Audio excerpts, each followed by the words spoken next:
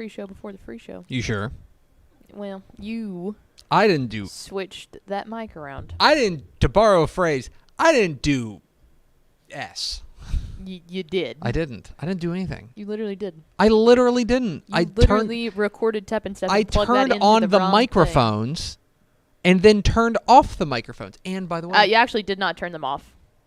What? You turned off the board, but you always forget to actually mute the microphones. Oh. If you don't mute the microphones, then they're going to hear us talking in the pre-show, and that is not good for anybody. Well, I don't know. I mean, it could finally give people the behind-the-scenes that they crave. I don't think they need that. Welcome into the pre-show for the free show. I'm Greg, that's Ashley, and it's Halloween. Happy Halloween. Hank woke up this morning and wished me a happy Halloween. Well, that's good. That's something I think we don't do enough. We don't wish each other especially... Like, we wish each other Merry Christmas. Mm-hmm. The first thing I said to Will this morning was Happy Halloween. Do you feel like... I feel like people say Merry Christmas, Happy New Year. I'm trying to think of other holidays that we go out of our way. You say Happy Thanksgiving. Well, we do. Yeah. But that's because we're right. Yes. Happy St. Patrick's Day is another one. Yeah. But people don't say Happy Easter. Yeah, Happy Easter's a good one. Happy Valentine's Day. I feel like everyone says happy. Christmas is different because you say merry. Oh no, I'm just saying that I feel like Halloween is not necessarily something that we acknowledge with a greeting. Do you know what I mean? That's all I'm saying. Oh. Maybe I'm weird. Yeah, maybe. That's also true. That's actually not maybe. My shirt says boot scootin' spooky. And I have pumpkin earrings on. I'm wearing a Lone Star Conference hoodie, so it's kind of spooky. What was your all-time best Halloween costume? Yeah, it's probably this year, to be honest with you. Yeah. The Dwight and Moe's was really, really good this year. Let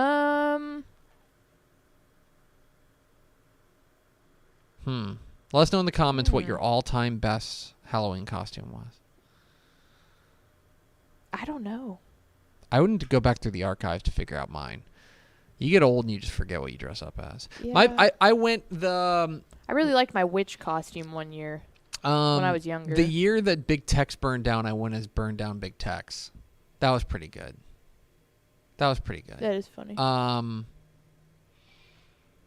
Yeah. I'm trying to think of anything else that I did. I was, if it wasn't this year's with Dwight and Moe's, which it was, but if it was not this year, I went as the hot dog from I Think You Should Leave. We're just trying to figure out the guy who did this. So I got the exact same hot dog costume, and then I carried around a picture of him going. It's pretty good. So that was a good one. I won a ribbon that year. I won funniest at the party. Okay. I think I would have won funniest at the party this year too. I won as Quail Man one year. Not familiar. In college. Quail Man was Doug Funny's alter ego in the seminal television show Doug. Yeah, nope, would not have gotten that. He wore tighty whities on the outside of his khaki shorts and a green vest with a Q on it and a belt. You happen to have a picture of that and a belt on his head somewhere. It exists. Can we bring that to the public? You should ask your favorite Tepper about that. That's true. She probably has that somewhere because I don't think we were dating yet, but it was around that time when we started dating. Nothing like falling for a guy with the whitey-tighties on the outside of his khaki shorts. Listen. If it works, it works. Not afraid to compete. Yeah, so when did you stop trick-or-treating? Do you remember? I think I went until I was like 12 or 13. I think I went until I was like 13. So maybe 14. There was a couple of different things because, like, legitimately trick-or-treating, you do it when you're little and then you kind of take a break, I feel like. But then in high school, we would go around to, like, our friends' houses, I guess. Mm-hmm. Must be nice to have friends.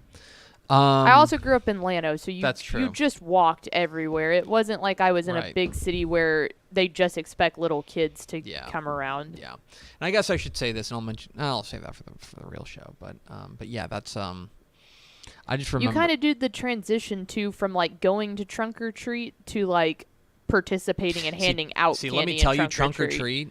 It rocks. Trunk or treat is great, and that is a genuine, I think, excellent development in our society recently. Mm-hmm. But it was not around when I was trick-or-treating. Yeah, it wasn't really around when I was like the age of trick-or-treating, but when my brother was, then I would either help or walk around with him. Because Jake and I are 6 years apart, so I think that's why my trick-or-treating didn't stop, because I quit maybe dressing up, but I was still very much in the, all right, Jake, he was a dinosaur, and we're taking him along, you know. Right. No, I get it. Anyway, happy Halloween. Hit Happy the theme expo. Halloween. Pickle! Hit the arrow sign.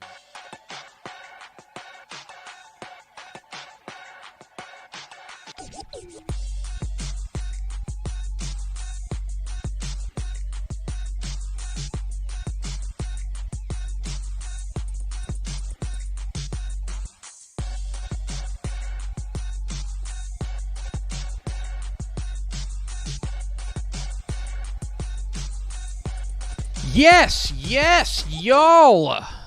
From the Dave Campbell's Texas Football Mothership here in beautiful Lewisville, Texas, it is Texas Football Today, a spooky show. Spooky. My name's Greg Tepper. I'm the managing editor of Dave Campbell's Texas Football Magazine, TexasFootball.com corresponding website. Thank you for spending part of your day with us. Whether you're watching us live, TexasFootball.com, Facebook, YouTube, Twitch, Twitter, or you're listening to us on the podcast, which you can subscribe to on the podcast vendor of your choice. Either way, thank you for doing your part to support your local mediocre internet show. Twitter tells me that we are counter-programming Jeff Monken's weekly press conference from Army football. Well. Take that, Monken. Don't be 2-6. I'm sitting over there at the helm today, making us sound good. She is the Duchess of the Dorks. She is Ashley Pickle. Happy Halloween, everybody. Happy Halloween. Yeah, the thing I was going to mention in the pre-show, I'll mention now. If you do not need to be in your car tonight, don't be in your car tonight. Yep. Just hang out. Chill at home. Pick up whatever you need to on the way home today, and then just, like, chill and hang out. Yeah. Like, don't get in your car. There's just, I don't know, nothing good can happen. Not a lot of good things can happen if you're in your car tonight.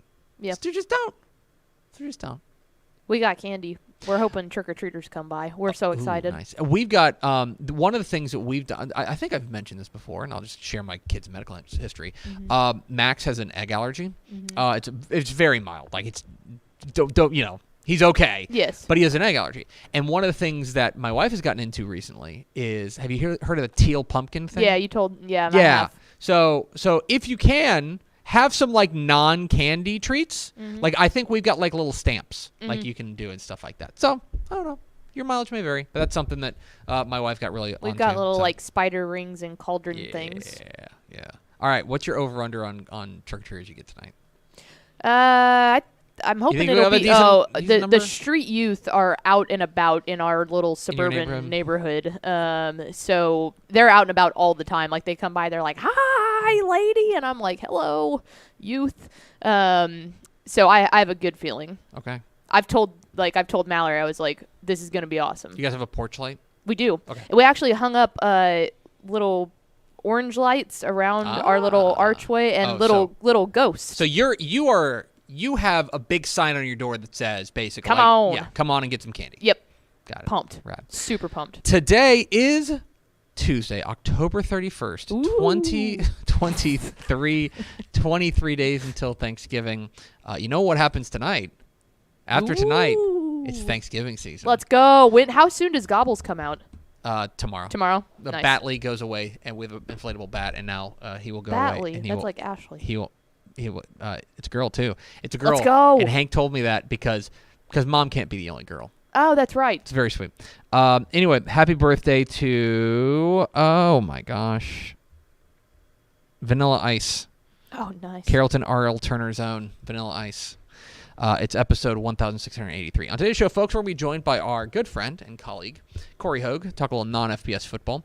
Coming up here in just a moment, get a little look at what's going on across the state of Texas at the FCS Division II, Division III level, etc. And then we'll be joined by the Hall of Famer Craig Way, as we are every Tuesday here on Texas Football Today. Talking a little high school football. And I will ask him, this is true. I have not asked him. I resisted the urge to text him. Okay. I'm going to ask him who will get his number one vote in the 6A rankings. Because I want it to be genuine. Genuine, yeah. So you'll get it here. And then we'll round it all out with the Dave Campbell's Texan Live Top 10 Plays of the Week. How about that? That sound good? Okay. Do we first four through the door? We sure do. It was Big Jiggly Water Balloons, jersey number 69, Tony Blaylock and Daniel Agnew. Welcome in, fellas. Yes. We're kicking off Thanksgiving season strong. Pickle, week 8, I think, of the NFL season. Week 7? 8. Week 8 of the NFL season is in the books, in the pocket, and out of sight. It's done. And there's only one way to close out the week 8 of the NFL season, and that is by checking in with our chief NFL correspondent, my mom, with the NFL Minute.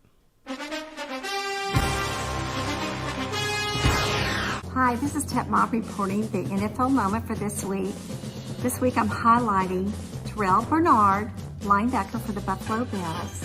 He's a graduate of LaPorte High School, and he also is a Baylor University grad.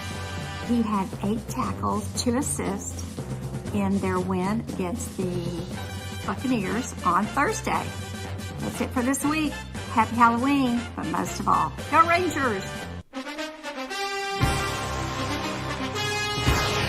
Thanks to DCTF chief NFL correspondent, my mom, for the NFL Minute. Of course, it's everything you need to know about the NFL. Terrell Bernard, a player. We're Texas Football Today. We're here every weekday at noon on TexasFootball.com, talking football in the Lone Star State. You can follow us on Twitter at DCTF, like us on Facebook, Facebook.com/Dave Campbell's. Follow us on Instagram, Instagram.com/Dave Campbell's, and of course, see us at TexasFootball.com. Hope you'll consider going to TexasFootball.com/subscribe to become a Dave Campbell's Texas Football subscriber. We're working on our Rising magazine, our recruiting edition, and if you want that magazine, the only way to get it is to become a Dave Campbell's Texas Football subscriber. It will not be on shelves. Subscriber exclusive. That's one of the things we want to do to make the subscription package a little bit more appealing, is to make it exclusive. So TexasFootball.com/subscribe is where you can find that. Pickle, let's go to the hotline. I'm wearing my Lone Star Conference hoodie, and that's not by accident. We're pleased to be joined by the Dave Campbell's Texas Football non-FBS insider, Cory Hogue. Cory, what's up? I am not wearing a Lone Star Conference hoodie. Oh, well. Some people I don't have one, Deborah. Well, some people are afraid to be the best. Well, Cory. man, is that backwards? I don't know, but you have an award from the Lone Star Conference. I don't feel too bad. Yeah, that was for you. Tepper's consolation prize. Yeah, exactly. Look, I have a couple of awards and a few cups and some other footballs and things they've given me, so I'm not complaining at all. A couple of awards. Listen to this guy. Cory Hogue here, our non-FBS insider here at Dave Campbell's Texas Football. Cory, I want to start with a piece that you've got up, that you put up yesterday on TexasFootball.com about the new requirements for FCS teams to join the FBS, or I suppose any team, to move up to the FBS. And the NCAA's made some changes to that. This comes on the heels of Sam Houston making the leap from FCS up to FBS. In talking with coaches around the state who maybe their programs are eyeing the leap to the FBS level, what did these new adjustments from the NCAA do to their plans? The funny thing, Tepper, and I talked with coaches, I also talked with presidents and athletic directors. I wanted to get a full range for that piece, and it really didn't change much, especially a lot of people thought maybe raising from $5,000 to $5 million as the entry fee would change things. That didn't change at all. I guess in some ways, if you're looking up to go to that level, $5 million is not as much as we tend to think it is a lot of times. And they also mentioned that conferences could help cover some of that. But the concerns I get are some of the concerns we're seeing with what's happened with Sam Houston and this move is, are they ready infrastructure-wise? Are they ready facilities-wise? And Sam kind of made that move without really being ready. And from a lot of the schools I talked to, they're trying to be ready and at the facility level before they go. We take Tarleton, for example. We know they're trying to move up, and they make no bones about their desire to go ahead and get up as soon as possible. But in the meantime, they're putting in the facilities. They've redone the football stadium. They have plans to redo the visitor side to look like the home side. They're not even done with that yet. They have a $110 million arena for basketball. You know, you look at Abilene Christian, and they've got facilities. They just redid their Moody Center. They're trying to get the full athletic department up to the standard to where when they go FBS, they can compete. And that seems to be the thing, the theme I gathered from talking to everyone. Talking Cory Hogue, our non-FBS insider here on Texas Football Today. Get involved in the conversation and hashtag TF Today. Okay, so elsewhere across the non-FBS world, I want to talk a little bit about the get a feel for what's going on at the FCS level. You know, for a long time, with Sam Houston moving up to the FBS ranks, I think there has been people wondering who's going to fill that void as the new power and the new team to beat in the FCS ranks. Now that we're, getting towards the back half of the season, do you think that there has been a team that has stepped up and said, yeah, it's us. We're going to be the new FCS power in Texas? The closest right now is UIW. But the question is it UIW because the Southland isn't as strong as the United Athletic Conference? That's one of the things I think this year that has probably surprised me the most is how deep, how tough, how brutal the United Athletic Conference is. That's a good Stephen F. Austin team, good Abilene Christian teams, solid teams. Abilene Christian this year gave UIW a run at home. I'm not sure that UIW is that much further ahead than them, but being in the conference helps. Now, that was a big win at Lamar. They've got Nichols this week. That's not going to be an easy one. Our best national team right now is UIW, but that's only because the UAC is just so darn tough. At the Division II level, a lot of the conversation within the Lone Star State rightly revolves around the Lone Star Conference. And I look at the Lone Star Conference, and for me, I think that there's been a little bit of a surprise as far as the way that things have broken there. It hasn't been Angelo State, which was the preseason favorite, right? Instead, it's been a team like UT Permian Basin, who is 8-1 and looking like the team to beat in the conference. Of course, they finished the season with a date against Central Washington.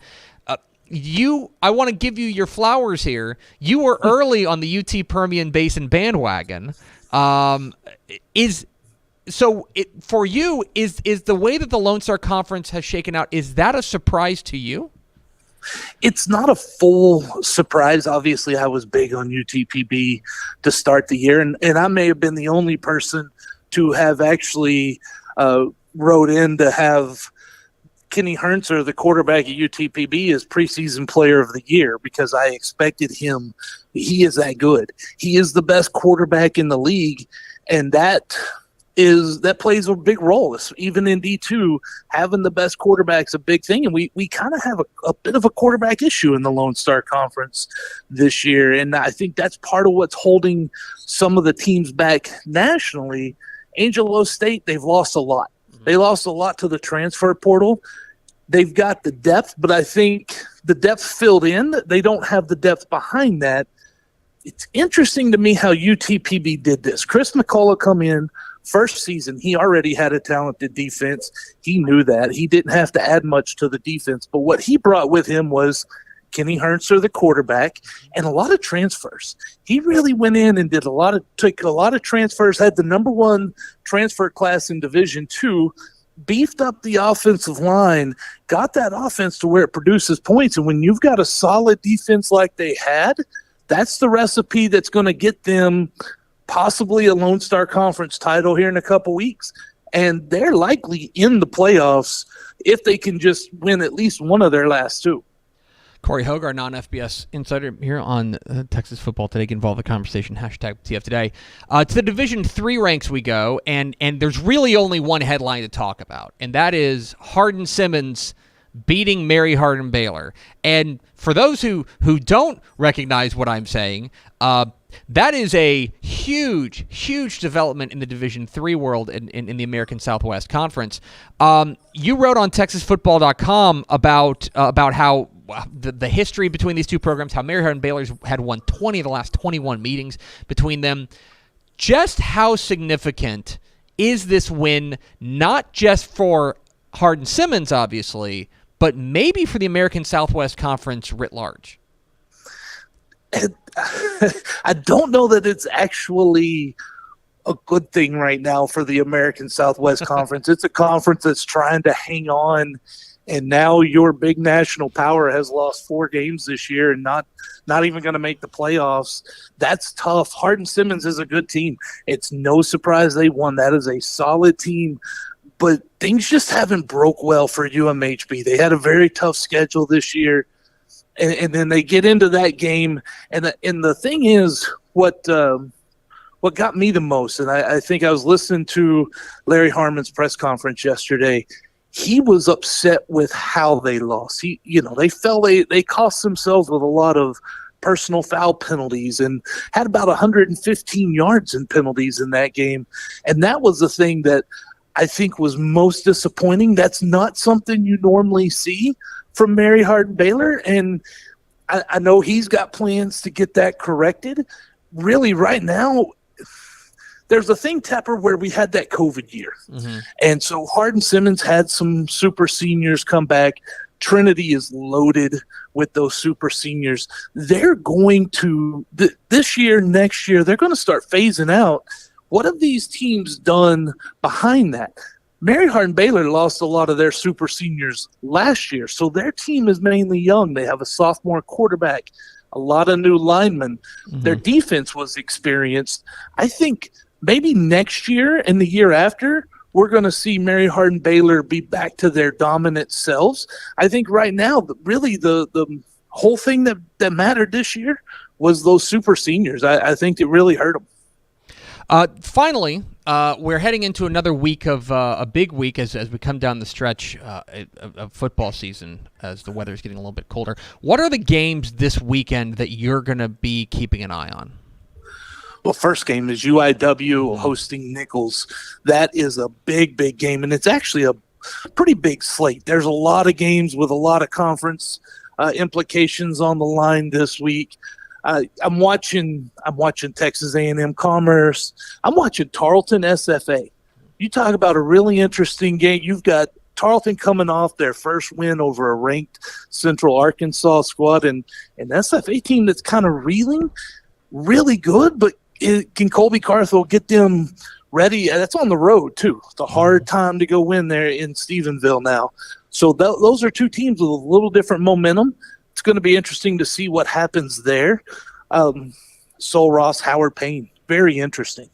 Howard Payne's been, they got beat by McMurray, and McMurray, by the way, is one of the surprise teams this year. They've really been playing well with Jordan Neal over there.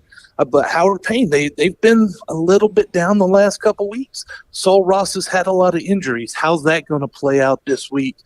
And then, if you ever want to talk junior college, you've always got big games. And Navarro Tyler this week might be the biggest of those to decide who's going to get one of those playoff spots in the SWJCFC.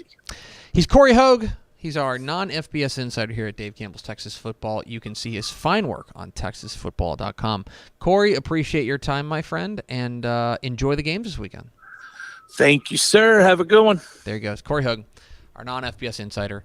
An encyclopedia of non-FBS football. Literally. It's a shocking. He's the guy who, we'll be in, our editorial meeting, and, we'll be talking about something. He'll be, and, I don't know, they'll be talking about, hey, Carter Yates. Carter Yates is going to, Texas and Kansas State. Yep. Right? Big game, big 12 implications. And he'll just, chime in, and he'll be like, guys, that's nothing. There's, 8 giant games. Yeah. In Division III. I'm working on the Purple Poo story. Working on the Purple Poo story. That story, by the way, if you haven't read that article awesome. that he about the Purple Poo, that's excellent. Awesome. The other article about the changes to the NCAA made as far as the jump is concerned. Sam Houston, unfortunately, may end up being a bit of a cautionary tale. Yep. for the moving up to FBS. Anyway, it's a great read on TexasFootball.com. Hope you'll go check that out. We're at Texas Football Today. We're here every weekday at noon on TexasFootball.com, talking football in the Lone Star State. You can follow us on Twitter at DCTF, like us on Facebook, Facebook.com/Dave Campbell's. Follow us on Instagram, Instagram.com/Dave Campbell's. And, of course, see us at TexasFootball.com. Coming up here in just a moment, the Hall of Famer Craig Way will join us to talk a little Texas high school football as we come down the stretch. But first, a word from these goods and services. Born and bred in Texas hits a little different, as it should. Texas loves doing business with fellow Texans. VCR Now takes its Texas roots as seriously as its many partnerships with schools and universities around the state. It's also why we're so proud to promote our brand in the pages of the Texas Bible, Dave Campbell's Texas Football, and on the airwaves of Texas Football Today. Driven by producing quality broadcast video, state-of-the-art audio, and LED video scoreboards at affordable prices, VCR Now makes sure to listen to your needs in its athletic department before recommending the next best steps. Building great products is our business, and it's our focus on building meaningful, long-term partnerships with our clients that sets us apart.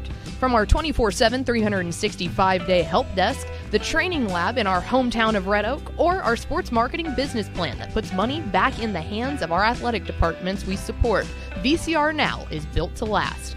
Reach out to us today at info@vcrnow.com or by calling 855-GO-VCR-NOW. Again, that's info@vcrnow.com or by calling 855-GO-VCR-NOW.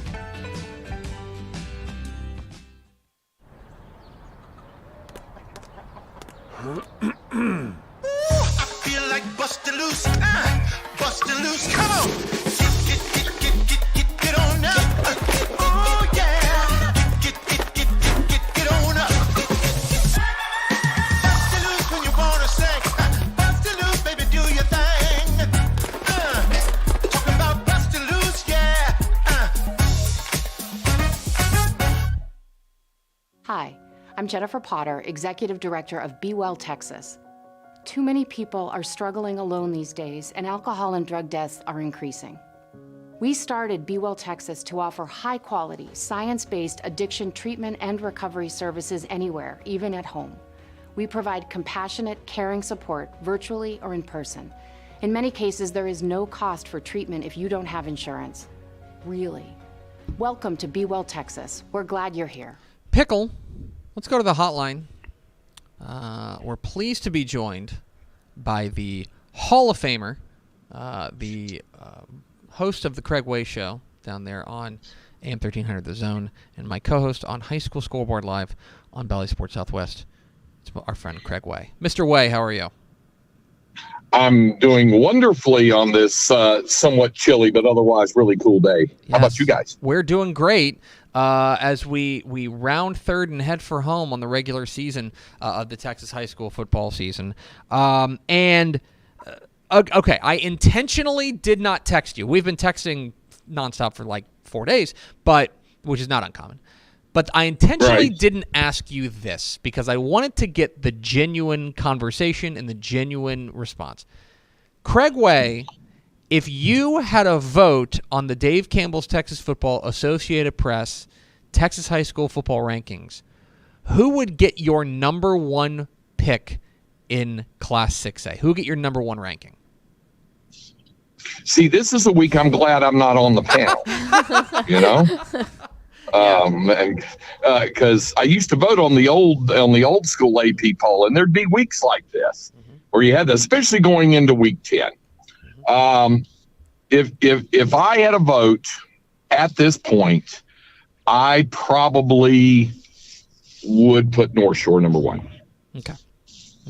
Is it just you would just say? I presume you would say just the strength of the resume would trump what is probably, I think we can agree, is the single most impressive data point that we saw with DeSoto's win over Duncanville. Yeah, it is. I'm going to go the old NCAA basketball tournament phrase, body of work. Mm-hmm. And also because, and maybe this makes it even all the more impressive, DeSoto isn't completely healthy. But to do that. Also, I don't know how much you can put into this. Maybe there's just a little bit of a data point that goes into the fact that that they stood around and had lightning delay and finally decided we're gonna forget about tonight and come back tomorrow and play. You don't know what kind of effect it might have on a team. It's not an excuse for Duncanville, certainly, which is certainly capable still of winning the 6A D1 state championship. But I just think when all the smoke is cleared, when all is said, and this is also, Tep, when it gets to the deal, and we only have to deal with it one more week this week because it's going to divide and it's going to get in the playoffs, and DeSoto in one bracket and North Shore and Duncanville in the other bracket are going to go their merry way, and we'll see how it ultimately wraps up. But in a combined deal, yeah, I'd probably give just the slight edge to North Shore. So we're now into week 11, which means that our attention, this is one of the weeks where our attention turns maybe off of the top line games and onto teams that we otherwise wouldn't have paid attention to, I don't want to say paid attention to, but wouldn't have spotlighted. For example, Gainesville and Crum are playing a critical game for a playoff spot. Those are the types of games that now kind of take center stage in week 11. Are there any individual districts that you are laser focused on right now, and you want to see to their logical end this particular week? And by that you're talking about districts where we're still looking at things are kind of up and down, or just playing for a playoff spot, that sort of thing. Either way, whatever district is currently catching your fancy. Well, I mean, we've been talking about 25-6A all season long, and down here. And I spoke with Anthony Wood at Round Rock Westwood, and he sent me a chart that I forwarded to you guys, and it looks like a periodic table of the elements. When you look at see all the permutations that could happen, there could be a four-way tie in that district for second place, which would then leave Westwood out on a round-robin tiebreaker that does not involve point differential, but head-to-head wins. And if that happens, then we're right back to talking about Vanderbilt going the D1 route instead of D2. So that's one of the things certainly that comes to mind. That's one of the ones that definitely comes to mind. And then one of the other ones that comes to mind is kind of neighboring, but down a classification, is 11-5AD2, where you insert the movie guy's voice here. In a world where 7 teams all still have a mathematical shot to get in, you could have, and in visiting with Josh Mann, the head coach at Leander Rouse, they could wind up being as high as number 2 or completely out of it. So those are the ones, those fascinating. And then there's all sorts of a really good, I love the win and you're in, lose and you go home scenario. Lockhart and Kerrville Tybee are one of those. And I think the computer has that as a 1 point separation between those two. And then this wonderful story about the Language Arts and Science Academy. We know them as LASA in Austin, the LASA Raptors, playing Travis in a win and go home, and the computer's liking that as being a very close game. So, those types of stories are the ones that really catch my eye for sure. Craig Way, the Texas High School Football Hall of Famer, join us here on Texas Football Today. Get involved with the conversation, hashtag TF Today.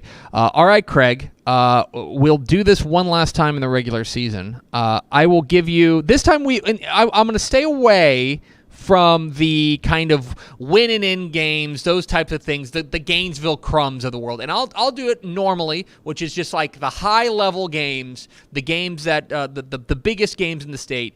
Which one of these are you teleporting to this weekend?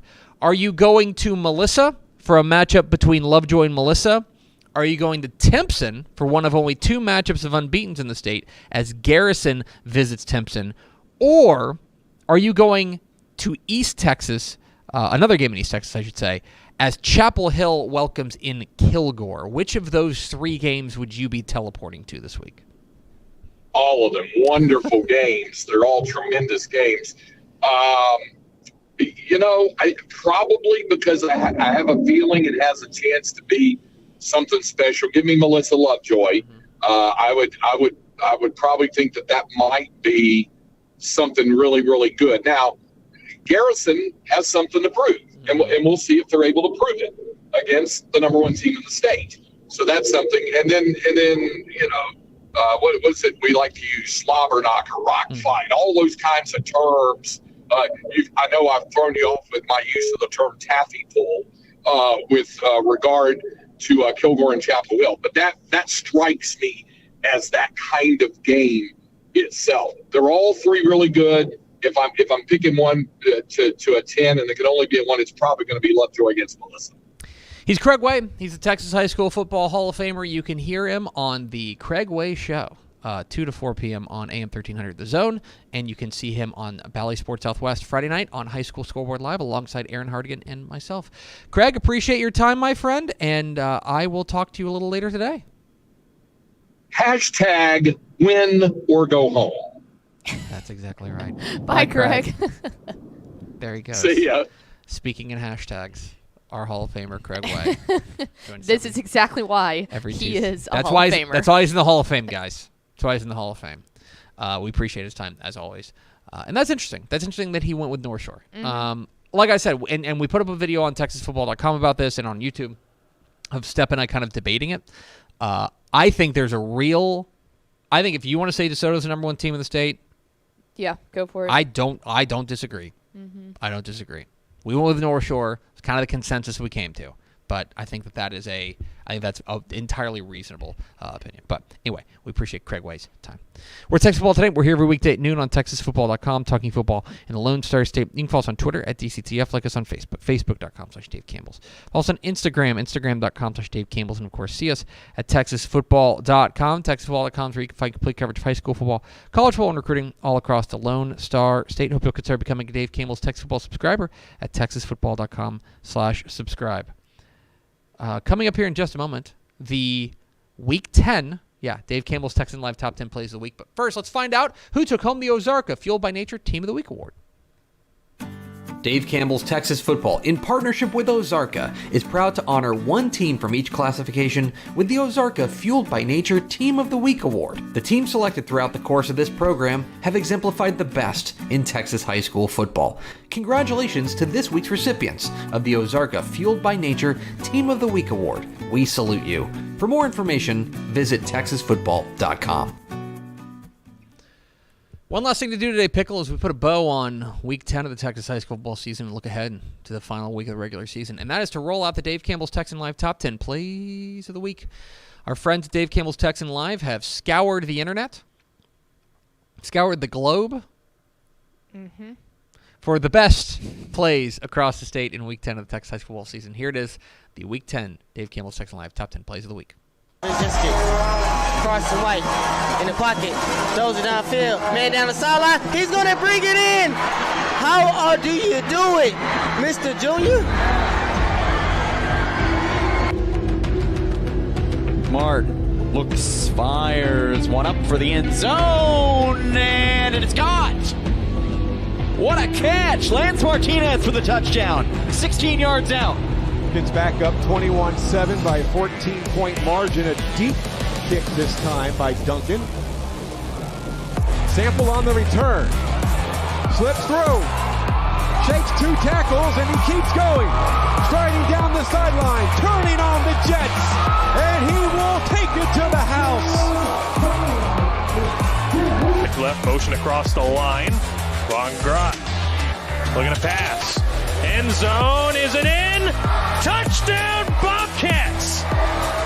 Oh my goodness, what a play!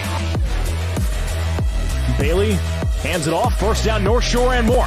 Breaking to the outside, it's a good run for the Mustangs. Down the sideline, goodbye DeAndre Hardiman, touchdown Mustangs. Checks in, he goes in motion. Fuentes running out of time, throws middle, pass caught, spinning off a tackler, breaking another tackle. Brady Thompson pushed. No signal, touchdown Barbers Hill. Need early in the fourth, knocking on the door here. Bailey slings it over the middle, pass is caught, touchdown DeSoto Eagles. Of the first quarter. The handoff, actually, the keeper, and Young breaks away. Wyatt Young for the touchdown. Coming up here. Back to Bowers again. Tries to find a lane inside left tackle. Breaks a couple tackles. And he is in the clear. Look out. There goes Jarian Bowers. He is in Lamar territory. He is in a foot race and spins around. And he is in there. Touchdown, Bowie. Volunteers. 2nd and 11. Lagway. Gonna roll to his right to buy time. Gonna launch it deep. He's got a man. Are you kidding me? Touchdown, Jalen Mickens. DJ Lagway has done it again. There it is. You had to leave the coach in there. There, that's perfect. There it is. The week or 10. the dad, whoever Dave it was. Campbell's Texan Live Top 10 Plays of the Week. You can find those on YouTube, and of course, you can watch dozens of live Texas high school football games each week on TexanLive.com. If you go to TexasFootball.com/subscribe, and if I may I? No, yeah. May I? I'm not going to stop you. We got playoff games starting next week. Okay? Live Texas high school football playoff games. Dozens of them. TexanLive.com. Become a subscriber. Now's the time. Yeah, you get the entire Get the whole playoffs. Get the whole playoffs. Like, avoid the cold. You get semifinals in a few weeks. Mm-hmm. TexanLive.com.